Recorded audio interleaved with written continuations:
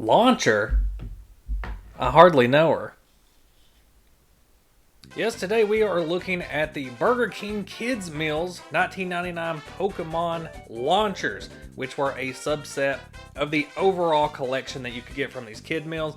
As you can see on the poster back there were 57 of these toys that you could get from a kids meal, not including the gold card Pokemon sets that you can actually see right behind my head there. And as you can also see from the shelf back there, collecting all 57 of these toys has become a small obsession of mine. So if you have not watched the video I previously did on Pokemon Squirters, go check that one out. But for today, let's get into these launchers. And for these launchers, I know you're already thinking, man, they must have taken the most iconic, speediest Pokemon and put them into launcher form for our playtesting pleasure. Like Rapidash, Tauros, got that extreme speed Arcanine, Arcanine, Zoom Zoom, Rhyhorn, you know, like from that anime episode where they all have the big race, or there was a Rhyhorn in there probably. Lapras, yeah, it was fast in the water, swoosh. Nidoran male, yeah. Bulbasaur, yeah, okay, alright. Zoom. Venusaur, yeah. And Slowpoke? Fuck yeah, Slowpoke! So there's two types of launchers that you can get. The first one is this blue Nautilus shell kind of shaped one. I don't really know why they were assigned two different ones because they don't really seem to matter. The blue Nautilus shell works the same as the Pokeball on any launcher. So like with this Tauros, you can see the spring that's in there. You just attach it onto the launcher, press the button, and it shoots off into the near distance. The smaller Pokeball launcher isn't all that different really, it's just smaller and a little bit easier to use. So as you see, the Bulbasaur's got the same spring in there that's going to make it go.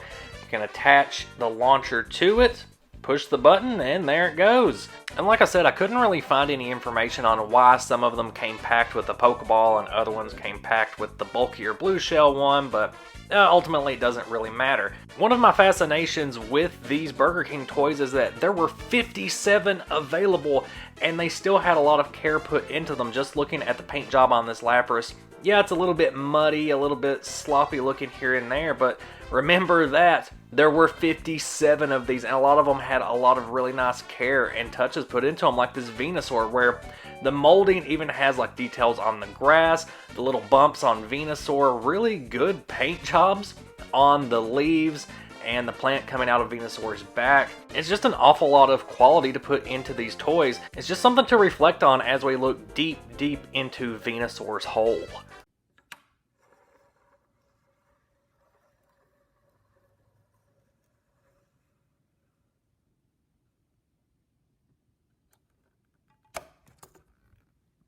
And they're not perfect. I mean, even looking at how great the paint job on this Arcanine looks, especially with the flames at the bottom, it's very cool looking. But when you face it forward, it starts to look a little bit derpy because of the molding.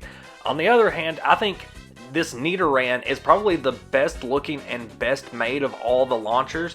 Just as you turn it around, it's got a great simple design that works really well for the molding. Even down to the paint job, it all looks great.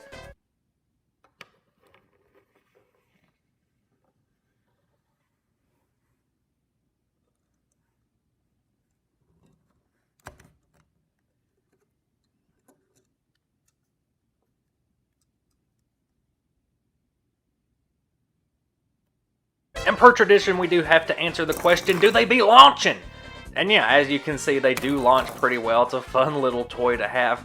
The space between the camera and that lineup is about 3 feet, so you can get a fair amount of distance off of each launch. And adding to the mystery of the launchers themselves, if you look at the booklet that comes with each launcher, you'll see that the design of the launcher itself is different than what actually came with the toy. So, you know, that's a pre-production thing that, you know, isn't necessarily rare or anything. But then you see over here you have these nice design drawings showing what the launchers would look like. And for the most part, a lot of them came out very similar. There were some changes you know, just adding some terrain or flames, whatever, underneath the launcher. That way it had a little more bulk to it and could actually roll without falling over.